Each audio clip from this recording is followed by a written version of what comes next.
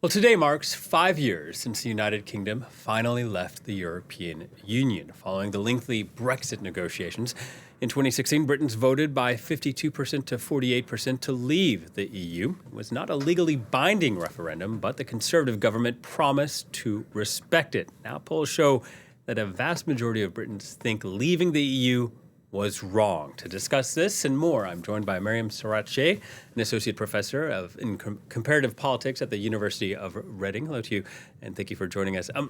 5 years on from that fateful date, how is Brexit viewed today in the UK?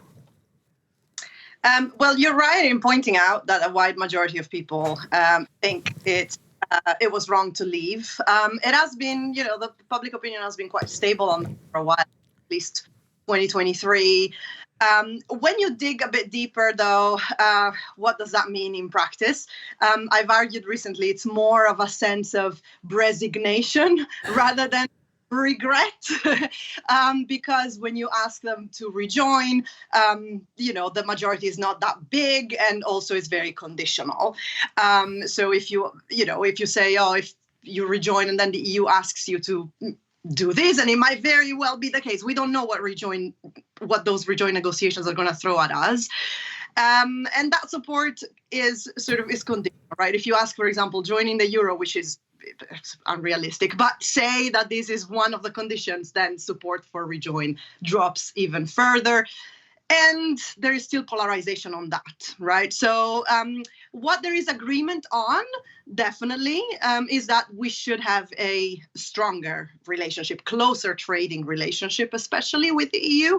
But rejoining is still a bit far-fetched, I would say. Right. What to do as an alternative is very unclear, very debatable. But the YouGov poll I was looking at moments ago cites just 11% of people that say Brexit has been more of a success than a failure. And that's a really damning statistic. It is. But if you then look at, Reform UK supporters, Conservative supporters, past Leave voters, you then see a different picture. You see that they are more on the fence. They don't say it's a success, so that we can take that. Right. They don't admit it. Not a lot of them admit it was more of a success, right?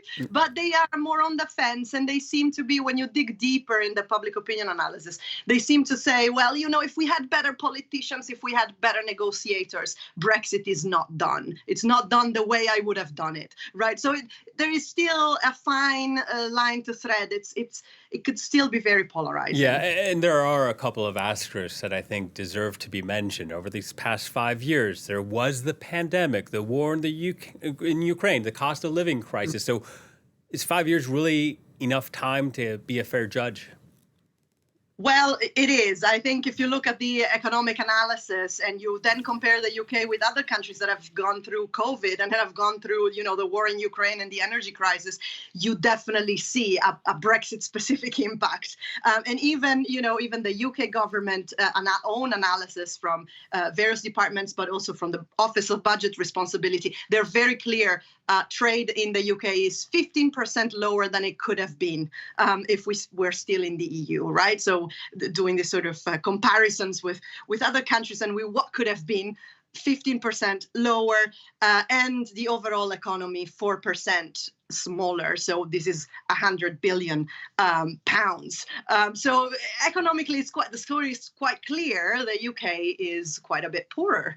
And on the other promise on immigration, which was another promise of that campaign, net migration levels have not changed. It's just that the composition that has changed. So we have less EU citizens migrating, but we have an uptick of non-EU. So net migration overall stayed the same. So we haven't solved that particular issue that some had in the UK.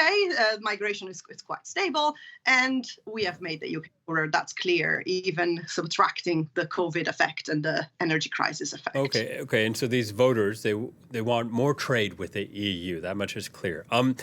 What is Keir Starmer's government going to do about that? It is, as I was mentioning in the beginning, it's quite a particular fine line to thread, right? Because you don't want to reopen that polarization. And some of the options might be more polarizing than others, especially, rejoining. Also because we don't know what the rejoin negotiations are going to entail, right? But there is scope, I think, in public opinion for, maybe giving up some regulatory alignment. There is scope, for example, on student mobility. I think UK public opinion would be fine with that. A lot of leavers also want a closer relationship rather than an even more distant relationship. So there is a window of opportunity, but I think they have to thread very lightly and carefully because the potential for exploding those divisions is still there. Miriam, you've rightly pointed out a number of times there's so much uncertainty as to what's next, but I'm going to put you in that hot seat and make you guess anyway. The EU open to the UK one day returning. Do you think a return is ever possible, ever likely? How about that? Well, then, I might have my hopes and dreams, right, that come into that. Not in the near future, I wouldn't say.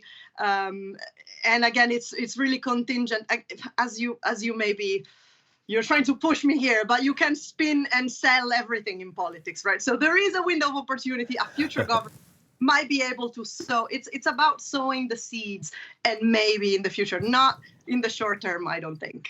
All right, Miriam, thank you very much for that. I appreciate that. Miriam Sorace speaking to us there. Thank you. Thank you.